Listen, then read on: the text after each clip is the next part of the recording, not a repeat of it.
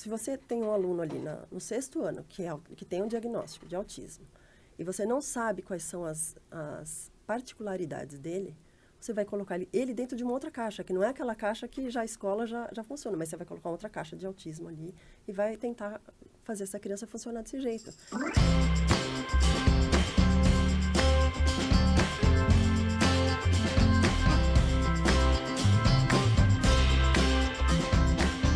Olá, tudo bem? Esse é o MKT Entrevista. Eu sou Elane Costa, CEO e fundadora da Marketing para Especialistas. E no episódio de hoje, a gente vai bater um papo super importante, super relevante, tá? Com uma mãe que tem muitas habilidades e aplicou todas essas habilidades para atender o seu propósito, que ela não planejou, na verdade, mas que surgiu na vida dela e ela abraçou com muito amor e com muita dedicação para cuidar do filho dela.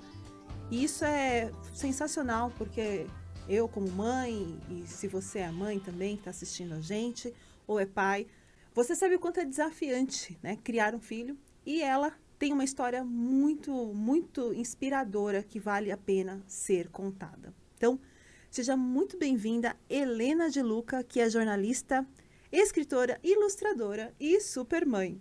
Olá, muito obrigada, Helene, muito obrigada. Então, conta um pouquinho pra gente, Helena. A sua história é muito inspiradora, né? Você se deparou com uma situação que é uma situação não esperada e você abraçou e transformou aquilo em arte, né? Em livros, em ilustrações e assim, em coisas que realmente nos inspiram, né? Quando meu filho tinha 8 anos de idade, ele teve um diagnóstico de síndrome de Asperger e depois entrou dentro do TEA, que é o transtorno do espectro autista. E isso deu uma modificada no nosso ritmo, porque eu não enxergava nenhum diagnóstico nele. Para mim, ele era uma criança talvez um pouco hiperativa. E eu percebi que as pessoas ao meu lado que tinham filhos com o mesmo diagnóstico, elas tinham muita dificuldade de obter informações sobre a síndrome de Asperger na época. E o fato de eu poder falar francês e inglês me permitiu acessar informações nos sites e eu trazia essas informações para as mães que não tinham acesso. Em português, a gente achava muito pouca coisa aqui no Brasil naquela época. E eu comecei a escrever sobre isso para poder dividir com essas mães um pouco daquela experiência que eu estava podendo acessar. Só que, em seguida, a síndrome de Asperger desapareceu e entrou dentro do TEA. Ao entrar dentro do TEA, eu fiquei um pouquinho desajustada com o meu histórico, com o meu livro.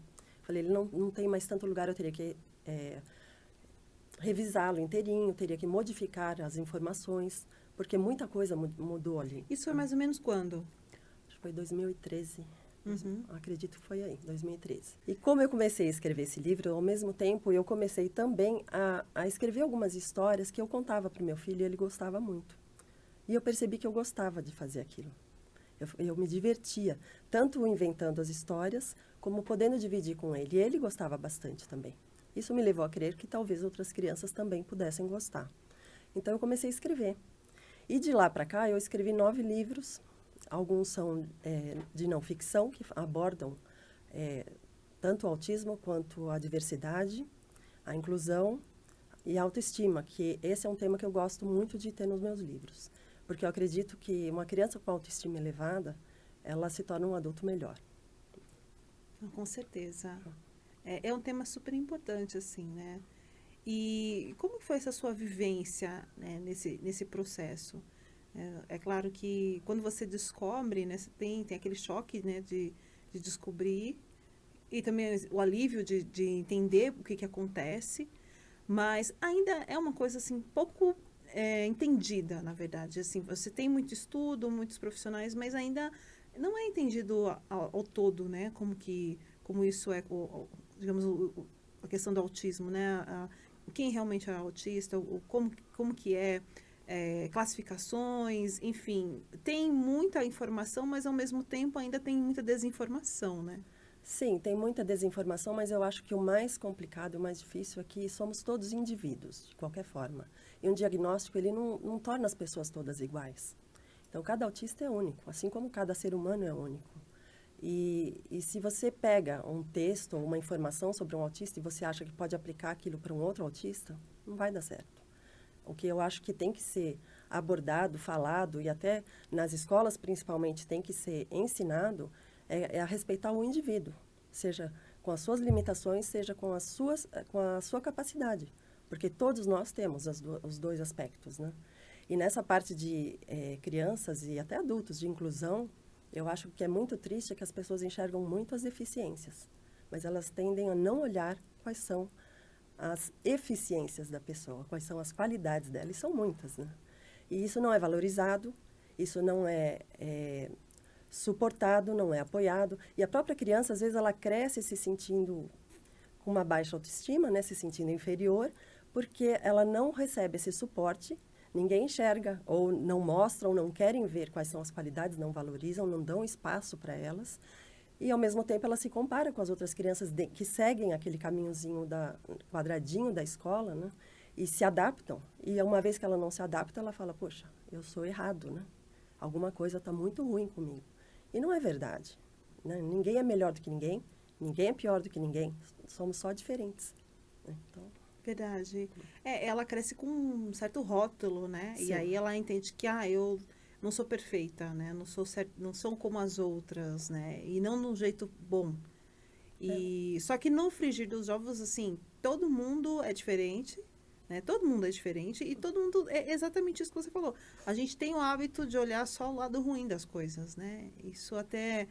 A própria neurociência explica, por conta da nossa evolução, que a gente estava sempre ligado no que estava acontecendo, que podia acontecer de ruim, e não no que poderia acontecer de bom. Uhum. E a gente ainda continua muito condicionado. Então, é difícil isso, porque a gente está sempre olhando para o que é ruim. E aí, como é que você faz, né? Como é que você lida com isso, né? Como é que você faz? E como é que você faz as crianças aprenderem desde cedo que a gente é desse jeito e que elas podem também... desde cedo entender que são dessa forma e mudar um pouco isso, né? Bom, é uma questão de crença. Eu acredito fortemente que, independentemente de diagnóstico, cada um tem que ser tratado como indivíduo, como único. Porque se você pegar crianças que não têm diagnóstico, você vai encontrar... Vamos falar em termos de escola, aqui, de educação escolar. Você vai encontrar crianças que têm dificuldade, crianças que levam na média, e tem crianças que vão muito bem, vão se adaptar e está tudo bom. Quem está olhando para essas crianças com dificuldade? Elas não têm um diagnóstico. E por que elas não estão desenvolvendo no mesmo ritmo que as outras pessoas? E eles vão, possivelmente, crescer e se tornarem adultos também seguros, porque você olha o seu irmão, a sua prima, a sua, sei lá, a amiguinha, melhor amiga, todos saindo bem, e você fala, eu não consigo, então eu sou burro. Qual é o meu problema, né? Eu sou inferior a eles? E não é, as pessoas têm inteligências diferentes, têm habilidades diferentes. E a escola, ela trata muito de certas habilidades que eu falo que está dentro de uma caixa. E hoje em dia, principalmente, ela está mais do que nunca voltada para o vestibular. E quando você coloca uma criança que não tem essa habilidade, não tem essa facilidade, essa não é a melhor inteligência dela, nessa mesma caixa, ela vai se sentir perdida, vai se sentir inferior, vai se sentir vazia. E se você coloca uma criança com um diagnóstico que tem muito mais dificuldades e desafios do que as outras crianças, aí então piora muito mais a situação. E aí, por exemplo, assim, você tem o seu livro que fala muito dessa questão de inclusão, né? Como é que você vê isso nas escolas hoje? Como é que você entende que as escolas elas estão tendo esse olhar para essa questão de inclusão, ou elas preferem, não, eu vou trabalhar só dentro da caixinha? Da minha experiência, eu posso falar da minha experiência, eu acredito que as escolas não estão prontas. Você tem pessoas que trabalham dentro das escolas, que são pessoas preparadas, que têm um olhar diferenciado, que querem fazer a diferença. Mas a escola em si não está preparada. A escola, e você diz assim, preparo só no sentido da equipe, ou também no sentido de entender que precisa incluir também os coleguinhas, né, as crianças, preparar o ambiente para ser um ambiente inclusivo, né? Que não é simplesmente você ter uma pessoa ali que vai acompanhar aquela criança que tem o diagnóstico, mas Você vai pegar e também fazer com que as pessoas, as outras crianças também entendam, né? Comecem a ter um entendimento maior, porque, quer dizer, vai todo mundo crescer, né? E todo mundo vai ter que lidar com isso em algum momento. Você vai ter um colega, vai ter um vizinho, vai ter alguém que você vai precisar saber lidar. E aí? Precisa saber lidar com isso. Algumas dessas crianças vão ter filhos especiais também. Exato. Então, é importante ter todo esse preparo, indiferentemente da situação de qualquer um. Eu acho que a gente tem que aprender a ser educado mesmo, desde o princípio. Não é só aceitar. Aceitar não é a palavra certa, porque aceitar seria você dizer que as pessoas diferentes, elas não têm direito natural àquele espaço e nós estamos criando um direito para ela, abrindo uma exceção e criando um direito para elas serem aceitas. Não, tem que ser natural, tem que ser ensinado para que as coisas aconteçam de forma natural. Que para a criança ela olhe para alguém que é diferente e ela queira fazer um movimento para ajudar, para colaborar, porque uma criança pode. Né? Eu me lembro, acredito que 5ª ou 6ª série, eu estudei com um rapaz que era cego. E ele devia ser uns 3 anos mais velho do que a turma, porque ele, exatamente pelo problema que ele teve, né, que ele teve que fazer uma cirurgia que fez ele perder a visão, ele ficou afastado da escola. E eu me lembro de ser uma das meninas que sentava do lado dele para ditar o que estava sendo escrito na lousa para que ele pudesse escrever em braille. E muitas vezes eu lembro de levar ele para... A gente estudava, acho que no 2º andar, e no térreo ficava a professora que reunia todos os alunos especiais. Né? A gente descia com o material e com ele junto para que ela pegasse o material e pudesse passar para o braille para devolver para ele. Eu não sei, eu acho que nós éramos mais colaborativos de alguma forma. Ou não sei se todo mundo, mas enfim, eu era. Mas eu também fui uma criança que foi vítima de bullying. A minha irmã foi muito vítima de bullying. O meu filho sofreu muito bullying. Então, é complicado, porque também a criança que faz o bullying, ela também é uma criança com baixa autoestima. Ela também precisa se sentir superior, ela precisa destruir, humilhar alguém para que ela possa se sentir por cima. Então, ela também tem um problema ali que precisa ser trabalhado. E tudo isso, eu acredito que na educação é ignorado. Não vou falar 100% e não posso falar por todas as escolas e por todos os professores de todos os espaços. Não é verdade. Tem pessoas que trabalham dentro do ambiente estudantil voltados para valorizar, para querer ajudar o ser humano. Mas não acredito que seja a intenção da escola. Eu vejo pela experiência que eu passei com meu filho, no Fundamental 1 eu não posso reclamar. Ele não tinha diagnóstico, entanto ele teve um acolhimento perfeito, a gente não tem do que reclamar. Mas a partir do Fundamental 2, e até ele mudou de escola e foi pior, porque para ele fazer amizades foi muito difícil, ele tinha algumas pessoas ali dentro que gostavam muito dele e que davam o suporte necessário. Mas as relações com os colegas, elas não eram legais e elas não eram trabalhadas para que fossem legais.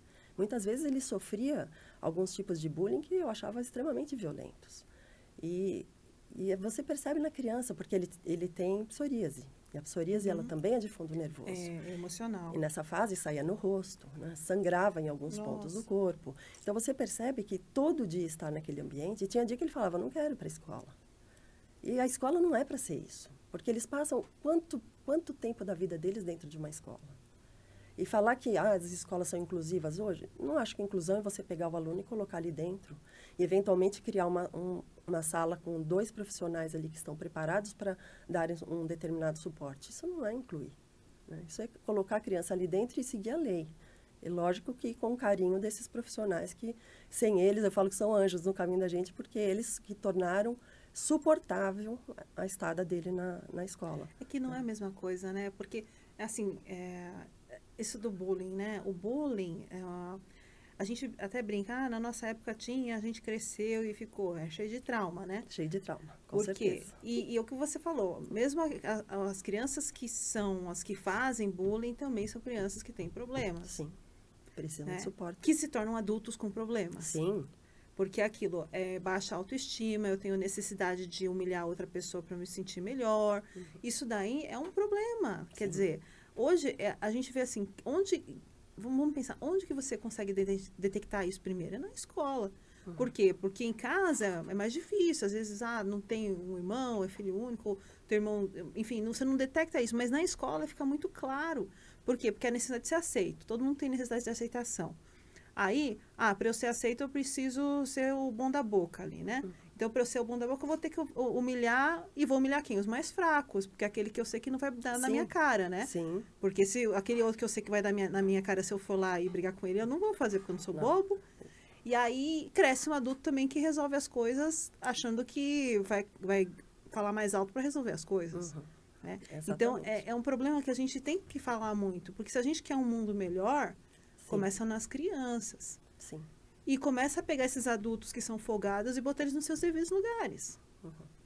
Né? E eu acho que é super importante falar sobre isso. É super importante. Os seus livros, eles são super importantes para as crianças mesmo, né? O seu livro, ele é para criança, não é? Ele é para criança. Fala um pouquinho do livro.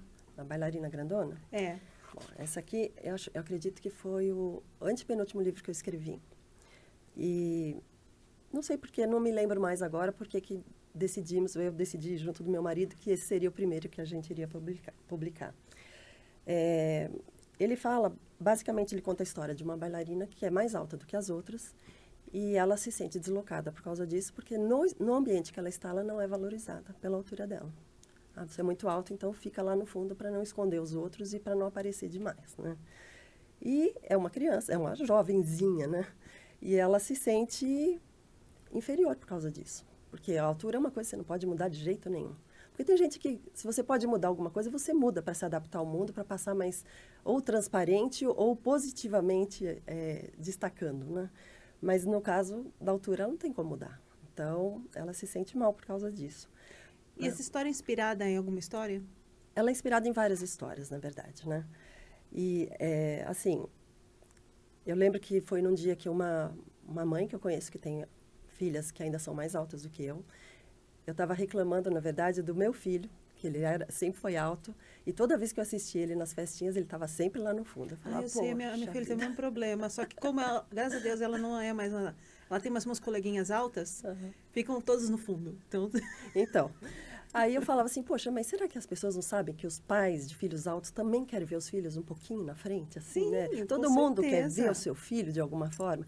Mas vai esconder o baixinho. Tá bom, reveza, né? Põe um alto um pouco na frente, põe um médio, põe um baixinho. Faz um revezamento equilibrado, dá oportunidade para todo mundo, até para aquele que é desengonçado, porque aí a criança ganha também. Às vezes ela é desengonçada no primeiro ano, mas ela fala, poxa, mas confiaram em mim, me colocaram ali na frente. Autoconfiança é tudo, né? Você dá, é o que a gente fala, como é que você dá confiança para uma criança? Sim. Você dá tarefas para ela. Sim. Você diz, você é capaz de fazer isso aqui, vai lá, faz. Eu consegui fazer mesmo. Então, ela se sente capaz, ela se sente...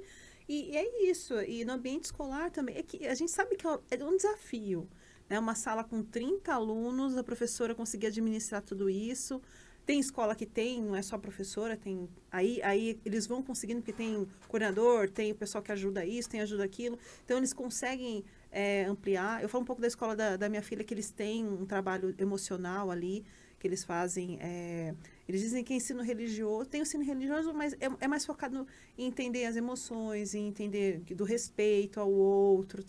Então, é um trabalho muito importante, né? Eu acho que, embora seja uma escola muito focada em vestibular, eles têm essa preocupação que eu entendo que é bem importante também. Eu vi muita mudança nela, até de assunto que ela puxa, sabe? E você vê como faz a diferença a escola ter essa abertura para isso, de educar desde pequena a importância do aceitar o outro. Não é tolerar, é aceitar o outro como ele é. Sim, isso é importantíssimo. Porque, assim, o que você está falando aqui é perfeito, né? A história. Então, é uma história para crianças de que idade, mais ou menos? Olha, foi pensado acima, assim, de 7 anos. Mas eu tenho leitores de 3 anos, 4 anos que a mãe lê e que simplesmente adoraram a história, adoraram o livro. Então, as ilustrações foi você que fez também, né? Eu que fiz também. Até em relação às ilustrações, tem uma história engraçada. Eu tinha ideia errada, que aqui no Brasil era muito difícil vender livro, porque é o que a gente escuta. Sim. E muitas vezes a gente aceita informações como verdadeiras. Depois, na medida que fui estudando o mercado, eu fui entendendo como funcionava. Por acreditar que aqui não venderia, o meu marido mesmo me sugeriu, você fala inglês, você fala francês, por que você não faz as duas versões também do livro? Porque você vai ter mais chance de vender o livro em inglês e francês. E eu escrevi, né? Eu fiz a versão dos 2 livros. Tive 2 pessoas que me ajudaram na correção toda. E também, assim, o livro em português e em francês, quem fez a revisão foi uma colega minha, que ela é jornalista também. E ela fez balé comigo. Bem mais nova do que eu, mas ela fez balé comigo. E ela também entendia dos passos, ela entendia os nomes, né? A nomenclatura toda do balé. Então, tudo que eu escrevi ali ficou perfeito. Só que quando foi fazer a versão inglesa, quem me ajudou foi um casal de primos que moram na Inglaterra. Eles são mais velhos, mas eles são, assim, muito queridos e eles se ofereceram para me ajudar e eu amei a oportunidade, né? E o Richard, ele chegou para mim e falou assim, olha, você fala algumas coisas aqui de balé, mas eu não sei o que é a primeira posição, o que é a segunda posição, o que é um trabalho no centro, o que é um trabalho na barra, porque ele nunca tinha estado numa sala de aula como aluno. E o livro já estava com a diagramadora, ou em português, e eu tive que começar a colocar elementos no livro em inglês, e aí eu queria que as outras versões ficassem iguais, e eu comecei a colocar também em francês e depois em português. Deixei a diagramadora louquinha. Ela não ficou feliz comigo não, tá? Mas aí foi aí que eu tive que fazer essas outras ilustrações, e aí foi bem na pandemia, e eu não podia ir lá para o meu escritório, mexer nas aquarelas e tal. Acabei fazendo um curso para aprender a ilustração digital, e aí eu fiz mostrando as posições de pernas, de braços, pelo menos para a pessoa que não é, né, nunca fez balé, nunca teve numa sala de aula, possa entender um pouquinho. E tem muita coisa assim que eu acho muito interessante, mas seriam informações meio que escondidas se a pessoa não prestar atenção. As bailarinas do início, por exemplo, elas estão com o pé direito na frente. E as bailarinas do final estão com o pé esquerdo na frente. Ah, mas por que você quis fazer dos 2 lados? Porque, em geral, quando você faz uma aula de balé, você faz na barra, você começa o exercício do lado direito e depois você vira e faz do lado esquerdo. Pode ser o contrário também, mas, em geral, começa do lado direito e depois faz do lado esquerdo. E tem... Só colocar aqui para o pessoal ver. Ó, pessoal, super bonito o livro, né? As ilustrações, a explicação aqui. E também a história, a diagramação. Eu achei super interessante. Você falou a partir de 7. E tem uma história muito legal. Os desenhos são lindos. Ah, obrigada. Ela tem uma questão aqui também. Quando você começa uma aula de balé, você faz se a sua sala não tiver um piso apropriado, você precisa pisar no breu, que essa resina, pedrinha que fica na caixinha, para que a sapatilha não escorregue e você não caia durante os exercícios. Sim. Então, eu começo o livro como se estivesse entrando numa sala de aula, né? Bom, e ele termina com uma révérence, que é o agradecimento que você faz no palco, após o espetáculo, mas em algumas aulas também, em respeito ao professor. Pelo menos na minha época acontecia, eu não sei, hoje em dia já faz bastante tempo que eu não faço uma aula de balé. Como os passos de balé são todos em francês, eu coloquei um vocabulário dos passos de balé, expliquei os passos, expliquei a pronúncia e tem dicas de pronúncia do francês também para criança. E não é aquela dica que você vê no dicionário, que é a oficial. Por uma razão muito simples. Para a criança ler aquela pronúncia é tão difícil quanto ler o francês. Ela não tem conhecimento. Então, eu usei palavras em português, mostrei qual era o som na palavra em português e disse, esse som se pronuncia como nesta palavra, para que ela possa ter acesso Muito legal. à informação. É muito legal, assim, para escola, por exemplo, que tem balé e tal, até escolas de balé também, porque não é só uma história, tem toda uma questão de aprendizado também, né? Sim, ele fala de inclusão, fala de diversidade um pouco, falam bastante de autoestima e ele é todo escrito em poesia, Que legal. o que é legal para escolas normais trabalharem também, né? E, além disso, eu usei muitas figuras de linguagem, que também podem ser trabalhadas nas escolas, né? Então, muito assim, legal. um trabalho feito com lindo. muito carinho. Ele levou, acredito que uns 4 anos para ficar pronto. Do momento que foi escrito até sair a publicação.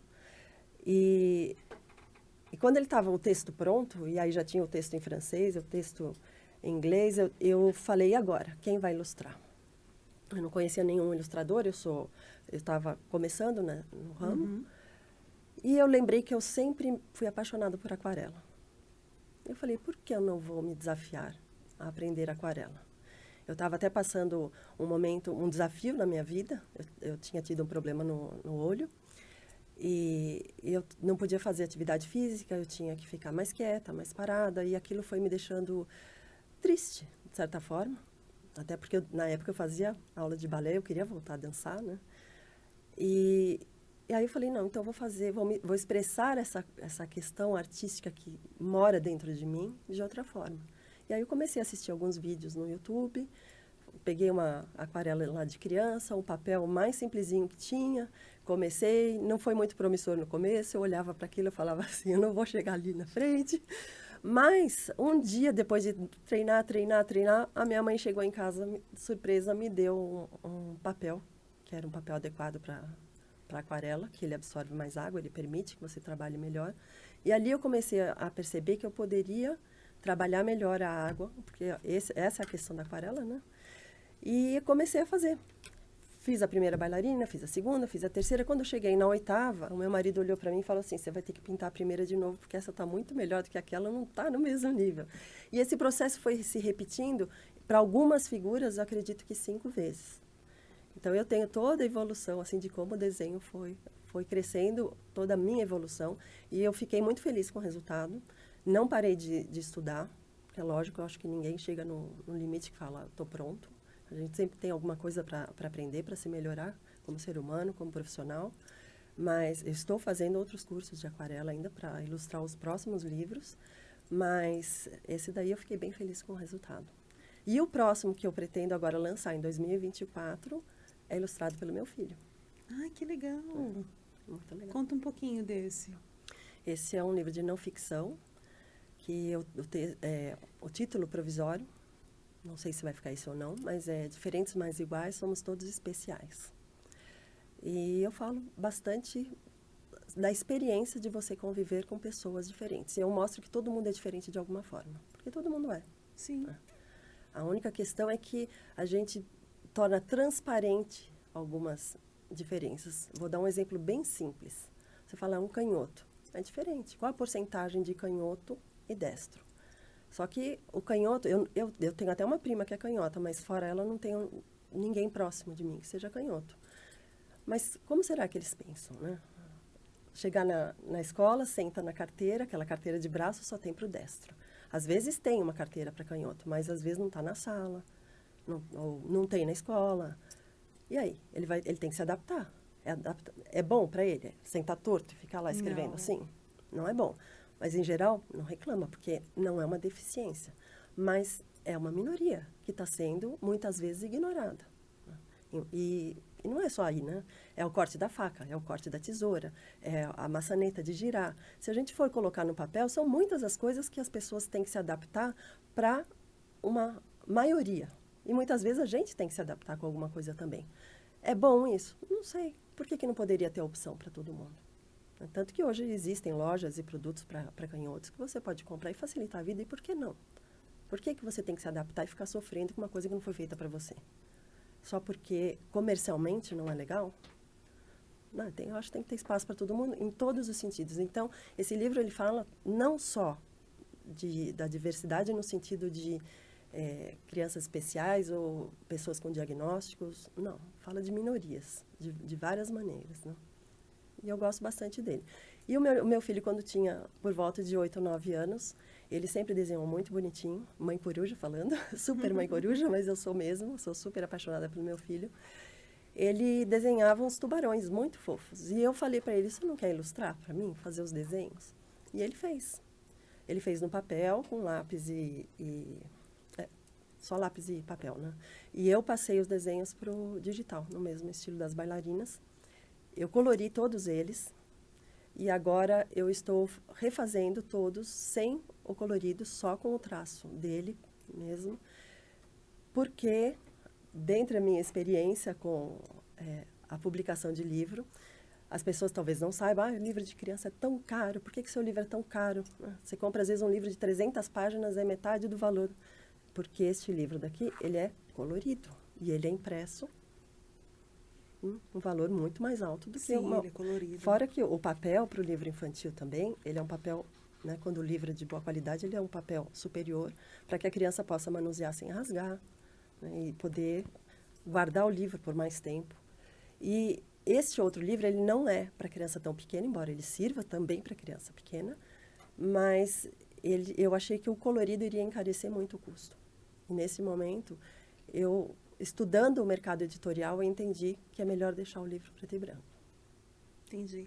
E aí, tem uma decisão de vocês, né, que você né, e o seu marido decidiram perceber que, na hora que foi publicar, perceberam que não era tão simples assim, porque tinha alguns desafios ali nas editoras e tal, né? E aí vocês decidiram fundar a editora de vocês. É isso, né? Os desafios, eles não acabam, né? De jeito nenhum. A gente, na verdade, tentou vários caminhos, até a Lei Rouanet. A gente decidiu que ia fazer o caminho sozinho, para poder fazer do jeito que eu queria. Para não precisar se adaptar, né? Porque também é aquilo, o mercado editorial é o mercado, né? E aí, não é que banaliza, mas vai ficando muito focado em vender livros, né? E vai perdendo um pouco da essência. Acho que tudo tem muito isso, né? É um caminho que não é nem bom nem ruim, mas nem sempre serve para todo mundo, né? É que eu acredito, assim, que existe muita coisa para acontecer antes da venda. Todo mundo passou por muita coisa para poder chegar até este resultado, né?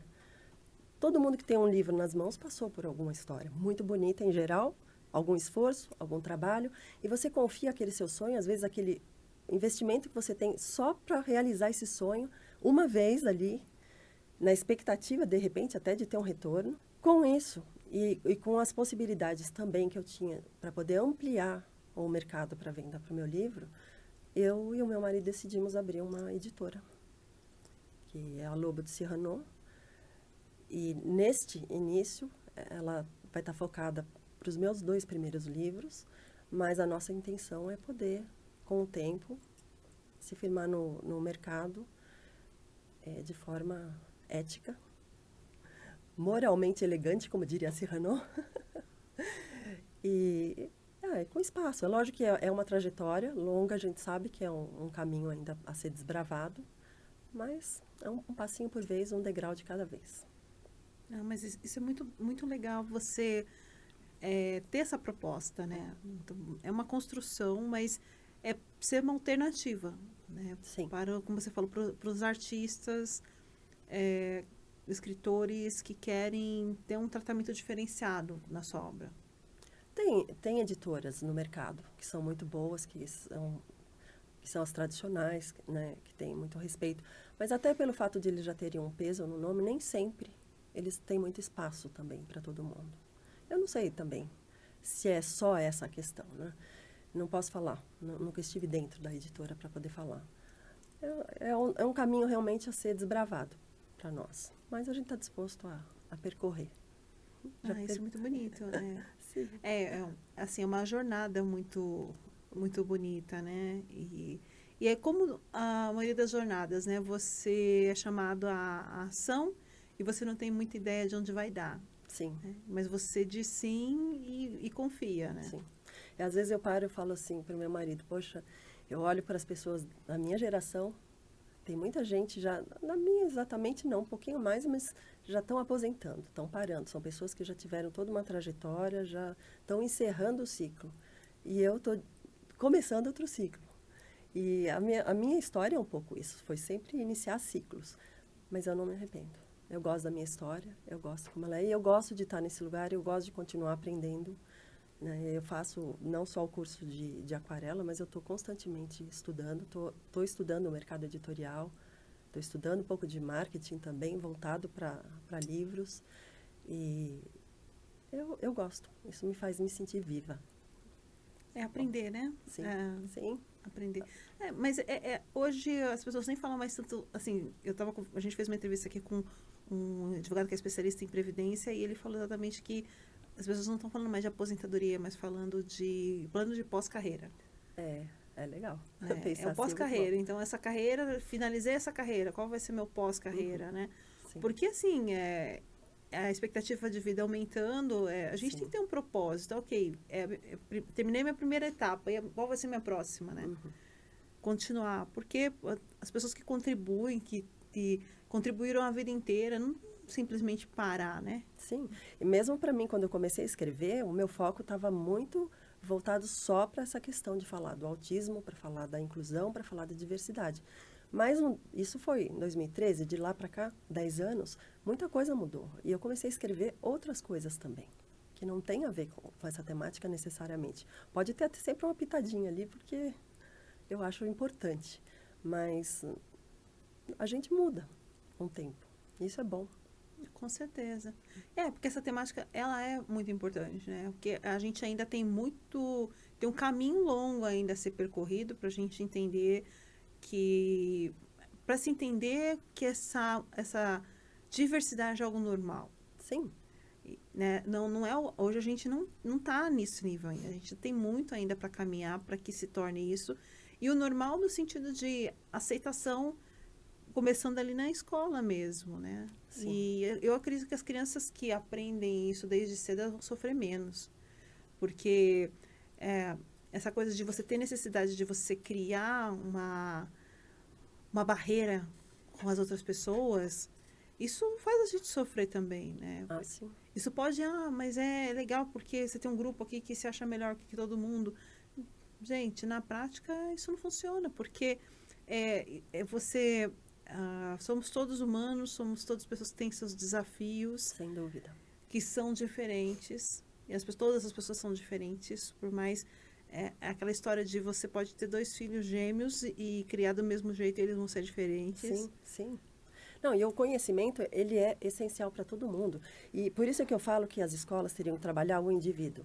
Porque se você tem um aluno ali no 6º ano, que tem um diagnóstico de autismo, e você não sabe quais são as particularidades dele, você vai colocar ele dentro de uma outra caixa, que não é aquela caixa que já a escola já funciona, mas você vai colocar outra caixa de autismo ali e vai tentar fazer essa criança funcionar desse jeito. Então, por exemplo, eu vou dar exemplos que aconteceu com a gente. O meu filho, ele é extremamente inteligente. Ele, com 10 anos, aprendeu inglês. Assim, fluente. Ele gosta mais de inglês do que de português, eu acho. Porque ele fala inglês assim... Tem palavras que ele fala em inglês e fala para mim como é que fala essa palavra em português. E eu tenho que ensinar para ele em português, né? Ele estava começando o ano escolar e os professores eram outros, né? Porque muda cada ano. E o professor já na primeira semana já mandou uma cartinha para a gente que aconselhava que ele participasse das aulas de apoio. E ele ficou extremamente chateado. Ele se sentiu inferiorizado. Ele falou, mas por que ele quer? Ele nem me conhece, por que ele quer que eu venha para essa aula de apoio? E eu falei para ele, não, ele não vai assistir. Primeiro porque, mesmo que ele tivesse uma dificuldade, você aumentar a carga horária de uma criança que já está fazendo um esforço para se adequar num ambiente onde tem mais barulho, onde as pessoas não respeitam, onde ele está correndo atrás para poder tentar se adequar, onde ele tem que fazer uma série de movimentos que não condizem com o cérebro dele, mas ele está tentando, se esforçando, é desgastante. Quando chegava em casa, ele estava sempre esgotado, emocionalmente, fisicamente. Aí você ainda vai acrescentar mais aulas de suporte, para quê? Para ter uma nota melhor? Não. Eu quero meu filho melhor. Ele terminou o ensino médio muito ruim, muito mal. Sem suporte nenhum. A escola mandou equipe de inclusão inteirinha embora e não comunicou os pais que tinham filhos especiais. E foi terrível. Foi uma experiência muito ruim. Muito ruim. E ele quase quebrou. E até hoje ele está reconstruindo peças desse momento. Então, quem quer ver o seu filho chegar nesse limiar? E às vezes você fala de diagnóstico, mas a gente vê, graças a Deus agora muito menos, mas até pouco tempo atrás eu vi bastante na mídia, bastante também não, mas teve casos. E para esses pais, para essa família, é muito. Porque o único filho é 100%. Com certeza. Né? De filhos que se suicidam porque não aguentam a pressão na escola. E a escola não tem que ser esse lugar. Ela tem que ser outro lugar. Ela tem que ser aquele lugar que ela vai sim educar, ela vai ajudar a formar, ela vai... Lógico que tem toda a parte da família, tem todo o envolvimento também, se for colocado do governo, do Estado, de todo mundo. Né? Mas tem que ser um lugar acolhedor acima de tudo. Tem que acolher as pessoas. E, às vezes, eu tive, né, o hábito de fazer uma carta para os professores. Sempre que começava o ano, eu entregava para cada professor e pedia para dar o vistinho que receberam. E eu descrevia todas as particularidades do meu filho. Porque uma vez que ele confiasse no professor, ele criava uma relação super legal e aí a coisa acontecia, fluía naturalmente. Mas se ele não confiasse no professor... Então, uma troca de professor no meio do ano era terrível. Como assim? Saiu aquela professora que eu gostava? Como é que entra outra agora? Quem é essa estranha, né? Quem é essa pessoa? A professora de espanhol aconteceu isso no 7ª série, acho que foi, 7º ano, né? Agora é 7º ano. Ela saiu uma professora no meio do ano e quando voltou das férias tinha outra. Quando a professora entrou na sala, ele olhou para ela, ela falou, sou nova professora de espanhol e tal. Ele olhou bem na cara dela, levantou e saiu correndo. Foi para a diretoria. Como assim? Mudou a professora. Quem é essa estranha que está entrando na sala e está falando que é a nossa professora, né? Aí a coordenadora conversou com ele, explicou, né? Cada um teve suas razões e que tinha uma nova professora. Ele voltou para a sala, abriu a porta e falou para a classe inteira, não tem jeito, a gente vai ter que aguentar ela mesmo. Ai, meu Deus. Porque para ele foi um choque. Sim, agora, se a escola tivesse chegado e falado para ele, avisado olha, um pouquinho houve de uma mudança, né?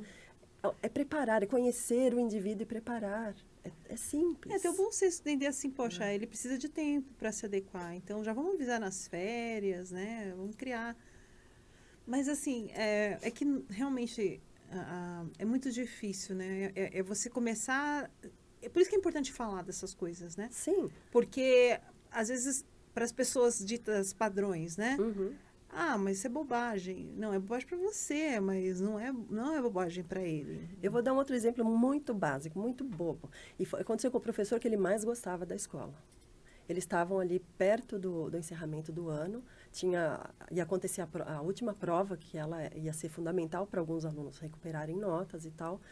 E estava o professor querendo dar aula e já estava acabando o ano, aquela coisa já chegando perto do Natal, todo mundo já querendo férias, né? E ele estava ali na aula prestando atenção, mas também já não queria mais estar ali, né? E o professor, os outros alunos estavam falando demais, fazendo muito barulho. E o professor ficou nervoso, virou e falou para todo mundo, olha só, eu quero dar aula aqui para quem quer aprender e quer passar de ano. Quem não quer, pode ficar quieto, fazer qualquer outra coisa, mas não atrapalhe a minha aula. Não. Falou para uma pessoa que é literal, que se ele não quer prestar atenção na aula dele, ele pode fazer outra coisa. Na época ele estava lendo, olha que chique meu filho, mas ele estava lendo o Inferno de Dante Alighieri, a Divina Comédia, mas era o Inferno, né? Em inglês. O professor falou isso, o que ele fez? Baixou, pegou o livro dele, que era um tijolo, abriu, começou a ler. Sabe? E aí, professor, o que você está fazendo? Ué, você falou que podia, quem não quisesse prestar atenção, podia fazer qualquer coisa e não ia atrapalhar a aula. Não, para você prestar atenção que você tem que fazer a prova. Então, assim, é muito divertido. É engraçado? Mas... Ele ficou magoado, ele ficou triste. Porque ele não entendeu. Como assim? Se ele falou que pode, aí não pode. Ele é literal. E é lógico que o professor, ele era um professor de exatas, né? Então, era uma área que o Lucas já não gostava tanto, mas adorava o professor. Mas se pudesse escapar da aula, escapava, né? Ele não tinha tanto amor, assim, por exatas. E é por isso que eu falo que é fundamental o conhecimento. Se você treina os seus professores, olha, você vai ter um aluno autista na sua sala, você não pode falar determinadas coisas. Que ele é literal, ele vai entender o pé da letra. Vai. Um outro evento que a gente teve uma vez nós fomos no sítio Carroção e tinha uma parte para ver os jacarés, você entrava numa caverninha ali mais baixa para poder ver a água mesmo, né, toda de vidro. E, de repente, o monitor ali, engraçadinho, o monitor adora fazer piada. Né? Uhum. Nossa, como gostam, né? Ele virou e chamou uma menina e falou assim, aperta aquele botão ali. Ela apertou, ele falou assim, agora o vidro vai baixar. O vidro vai abrir. E todo mundo deu risada. Mas o meu filho saiu atropelando absolutamente todo mundo e foi pro lado de fora desesperado, e estava desesperado porque a gente saísse, porque, como ele é literal, ele acreditou que o vidro ia abrir e que os jacarés iriam estar disponíveis ali para chegar até nós, né? Então, assim, é complicado, porque todo mundo pode dar risada, achar que essas situações elas são engraçadas, mas toda vez que ele ia numa excursão com a escola, algumas vezes eu queria ir junto, a escola não permitia. Hoje eu sei que eu poderia ir junto, mas na época eu não sabia que eu não poderia. Eu achava que só autista de suporte 2 ou 3 é que poderiam ter o acompanhante. Eu, antes de sair, eu entrava no ônibus, eu catava o monitor e eu já falava, você não pode fazer brincadeira. Porque se ele sai correndo, ele pode pôr a vida dele em risco. Ele pode atravessar uma rua, ele pode fazer alguma coisa no pânico. Então, se você fizer uma brincadeira, você tem que virar para ele e falar, é brincadeira, tá? Na hora. Porque aí ele vai relaxar. Porque senão, não vai. Aconteceu uma vez também no médico, quando ele teve que fazer uma cirurgia no dente, porque ele teve um dente supranumerário. E quando ele foi para o retorno, quem estava lá era o ajudante do médico. E eu acredito que o médico não iria passar, mas ele cobrou. Ele falou, mas cadê o meu médico? Você não é o meu médico, né? E aí, eu não sei se o auxiliar virou, não sei se não gostou, não sei qual foi a razão, mas virou para ele e falou assim, olha, quando o médico vier, ele vai te dar uma injeção com uma agulha desse tamanho, tá? Nessa época eu não tinha diagnóstico. Bom, esse menino não parou um segundo dentro da consulta, ele ficou absolutamente nervoso e ele ficava para mim, ele vai dar injeção? É agora que ele vai dar injeção? É agora? Eu falava, Luca, ele não vai te dar injeção, ele estava brincando, mas ele não conseguia relaxar e acreditar em mim. Porque o outro rapaz, ele falou muito sério. Eu não sei por que, eu não gostei dessa situação. Eu sei que no final da consulta, a gente saiu com o pedido de uma polissonografia, assim chama mesmo, que era aquele exame do sono. Ele falou, não é possível, esse menino é muito agitado, ele não para. É lógico que ele não para. Anunciaram para ele que ele ia receber uma injeção com uma agulha desse tamanho, você quer o quê?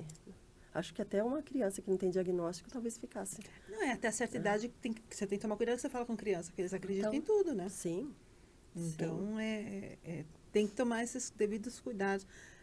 E brasileiro tem muito essa coisa de ser engraçadinho, né? Tem da linguagem. Né? A linguagem do ser engraçadinho. E aí você começa a entender, tem coisas que tem que se policiar. É super importante falar. Por isso que eu falo, é tão importante falar sobre isso. Tem muito assunto para falar, né? A gente está falando aqui só por cima de algumas coisas, mas quando você começa a falar das situações, né, que acontece mesmo, a escola ali, mas e na vida, né? Como é que é na vida? E aí você começa a olhar para você, né? O que você está fazendo no seu dia a dia, nas suas atitudes, né? Será que você não pode, sem querer, estar causando esse tipo de efeito nas pessoas? Todo mundo pode, mesmo a gente pode. Eu posso estar eu acho que eu já me vi nessa situação, que aí eu viro mãe leoa mesmo, né? Agora que ele está mais velho, não. Mas quando ele era menor, nossa, eu ficava realmente defensora dele, com unhas e dentes, sabe? E às vezes eu poderia até, de repente, estar me deparando com uma pessoa do outro lado que também tinha um diagnóstico, também tinha as dificuldades dela, também estava lutando por alguma coisa, num trabalho ali, e eu não estava enxergando as dificuldades dela porque ela não estava sabendo lidar com meu filho. Provavelmente porque ela também tinha as dificuldades dela. Né? Hoje eu percebo mais isso. Né? Mas eu acho que eu fiquei muito na defensiva durante muito tempo, por causa de ver as pessoas, às vezes, judiarem mesmo. Né? Não perceberem. Né? E ele é sensível, ele sempre foi. Todo mundo é. Mas a pessoa só consegue entender quando ela passa por um processo que ela entende os próprios desafios dela. Que ela também tem seus traumas, suas deficiências, suas dificuldades, e que aí a outra pessoa também tem seus traumas, suas deficiências, suas dificuldades. E aí fica mais fácil de você ter empatia. Sim. Acho que a palavra é a empatia, né? De você ter empatia com o outro e procurar se conectar. Que eu acho que a gente se conecta mais com o outro pelas nossas deficiências do que pelas nossas qualidades. Sem dúvida. Que a qualidade é muito aquela coisa assim, né? Ela assusta às vezes. Ela assusta, exatamente. Agora a deficiência te abre, porque coloca, eu também tenho minhas dificuldades, você tem. Então, a gente se conecta porque nós somos humanos. De uma certa forma, uma coisa que eu gosto mais no mundo atual, e é uma das poucas coisas, acho que tem muita coisa que está fora do caminho, mas enfim, uma das coisas que eu gosto é o fato que as pessoas se permitiram mostrar imperfeitas. E é necessário, porque somos todos imperfeitos. E só quando a gente assume isso, é que dá para ser inteiro, sabe? Ser real. Antigamente, pelo menos assim, da minha geração, me lembro que você tinha que esconder as suas deficiências, as suas fraquezas, E as crianças que tinham diagnóstico, lá atrás, eram escondidas mesmo. Sim, ó, você vê, eu penso assim, a minha mãe sempre fala que ela era disléxica. Tá. Ela tinha muita dificuldade para aprender.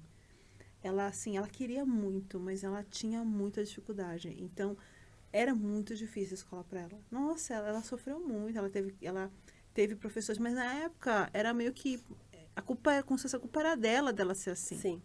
Né? Sim. Hoje a gente está evoluindo para né? essa preguiça e tal. E aí, na época que eu estudei, eu tinha uma amiga que ela tinha dificuldade, só que também não se falava. Uhum. Depois que a gente foi entender que ela tinha dislexia. Uhum. Só que aí ela o médico já entendeu que ela tinha uma questão, e aí ele ensinou, ela começou a passar por tratamento para entender que ela tinha que ter uma estratégia diferente para aprender. Uhum. E aí ela conseguiu se desenvolver. Por quê? Uhum. Porque ela aprendeu uma estratégia que dentro da deficiência que ela tinha, conseguiu ajudá-la a, digamos assim, acompanhar o padrão, entre aspas, uhum. né? E aí ela conseguiu, estudou, terminou o ensino médio, fez faculdade, foi trabalhar. Mas você vê quanto que foi importante isso de entender, né? E aí a minha mãe sempre fala hoje para mim, ela fala, poxa, eu sempre me senti uma pessoa de muito potencial. Só que eu não consegui desenvolver. Por quê? Porque ela não teve o suporte. E Então, assim, e a gente vê, minha mãe é uma pessoa de potencial, porque eu vejo, eu vejo para mim a facilidade que eu tenho para aprender as coisas, e eu vejo a minha filha também a facilidade. Então, assim, geneticamente falando, eu acho que isso deve ter contribuído de alguma forma. Mas eu vejo, poxa, quer dizer, se ela tivesse tido esse suporte que essa minha amiga teve, sim, ela teria desenvolvido completamente Sim. diferente. A gente não tinha ferramenta alguns anos atrás. Não tinha. Ninguém. Eu lembro assim, na época, eu tinha o quê? Uns 10, sei lá, uns 30 anos. 30 anos, e o pessoal nem sabia o que era, mas tinha esse profissional que conseguiu orientá-la e ela conseguiu entender como que ela tinha que se desenvolver para conseguir acompanhar. Entendi. Porque ela encontrou alguém no meio do caminho que teve condições de ajudá-la. Às vezes a gente não encontra, né? A pessoa não encontra. E aí como é que faz? Como é que faz? E as deficiências não visíveis, elas são piores num certo aspecto. Faz sentido. Porque as pessoas julgam pelo que elas estão olhando por fora. É como o meu filho, né? Eu lembro que as pessoas falavam para ele assim, mas ele tem capacidade. Ele tem capacidade, mas ele não tem maturidade. Então, você dá o número, o volume de informação que davam para ele em determinada idade, ele tinha capacidade? Tinha. Mas o volume, para a maturidade dele, não dava conta. E isso nunca foi aceito nas escolas mais para o final, porque ele é inteligente. As coisas que ele fala, ele acessa coisas que é para adulto, para conversar com adulto. Mas são inteligências diferentes. Então. Porque, basicamente, se diz, não sei nem como é que está essa teoria das 8 inteligências, que é a inteligência matemática, tem a matemática, legal, tem a de línguas, legal, tem a de música, mas tem a social também, né? Nossa, a social é complicado. Então, é aquilo, você está falando de um tipo de inteligência. Uhum. E as outras inteligências, né? E é um processo. Então, na medida que ele vai ficando mais velho, ele vai amadurecendo, ele vai conseguir lidar melhor com isso. Sim. Mas é um processo. Porque ele vai chegar mais perto do patamar médio. Porque o que acontece? Assim, até quando criança, o que acontecia? Ou ele tinha interesses abaixo dos colegas. Por exemplo, eles estavam jogando, na época de jogar videogame, e ele não estava interessado por videogame ainda. Ele foi se interessar bem depois, 3, 4 anos depois, da idade dos colegas, né? Primos e tudo. Ou então, ele estava falando de assuntos que às vezes a gente não entendia. Ele trazia palavras. Às vezes, eu estava falando no carro para o meu marido. Ele fala algumas palavras em inglês, eu falo assim, o que você está falando? Não sei. E são de temáticas específicas de assunto que ele se interessa. Eu lembro que acho que foi 6º e 7º ano, ele teve uma professora de ciências que ele teve uma conexão assim muito, muito, muito forte. Eu sou super grata a essa professora, porque ele ficou assim, esse período ele ficou muito feliz por causa dela. E ela falava para mim, eu tinha que ter conversas com ele, porque ele entrava em níveis de pergunta e de questões, que eu tinha que falar para a sala, pessoal, isso aqui não cai na prova, tá? Um papo meu com o Luca. E ela respondia aquelas ansiedades dele, porque ele ia pesquisando o assunto e tinha perguntas para fazer profundas. E ela um dia chegou para mim, quando ela me viu no carro, falou assim, eu torço para que ele se torne um cientista, porque a comunidade científica vai ganhar muito com a mente dele. Mas tem que ter o apoio da maturidade. Não adianta só você trabalhar a questão da inteligência, porque ele não sabe o que fazer com tanta informação. E isso as pessoas não enxergam. Por quê? Mas se ele tem essa inteligência, se ele tem essa capacidade... São inteligências diferentes. Ele, por exemplo, ele odeia escrever à mão. Era uma dificuldade para ele. Ele falava, minha mão dói, dá cãibra. Hoje a gente está num mundo tão digital, né? Por que as crianças já não podem, principalmente aquelas que têm dificuldade, usar só o digital para escrever? Né? Eu não sei, são coisas que eu acho que a gente tem que se questionar. Mas não vai trabalhar, é importante. Tá bom, trabalhou lá atrás. E antes de ter o diagnóstico, eu comprava para ele os cadernos de caligrafia, fazia ele levar para a escola e fazer toda a cópia de lição, de tudo, em caderno de caligrafia, para ajudá-lo. Porque senão a linha dele subia, descia, não era retinha. Mas é que tem tempo, né? Sim. A caligrafia é importante em uma certa fase. Depois já... o que você falou, não é nem sair da caixinha, é pegar e quebrar a caixinha. Não ter caixinha, até né? Evoluem algumas coisas, né? Mas só que acho que demora tanto para evoluir algumas coisas. Porque a escrita mesmo, antigamente, não sei, na minha época que eu me lembro, não podia escrever letra de forma. Se você escrevesse letra de forma, você não passava no vestibular. Hoje em dia já é aceito, porque já foi visto que para algumas crianças, inclusive com dificuldade, é melhor, né? Existem outras, sei lá, questões que aí eu não vou entrar no mérito, que nem tem lugar de fala. Mas evoluiu, abriu-se um espaço que a minha geração não teve, mas é muito pouco. Acho que tem que ser pensado ainda de uma forma... Eu acredito que as escolas elas têm que ter dinâmicas, e não são dinâmicas assim, fixas. Todo ano vão fazer a dinâmica X. Não, as dinâmicas elas têm que ser voltadas para o tipo de aluno que ela tem ali dentro da escola. Tem que ser...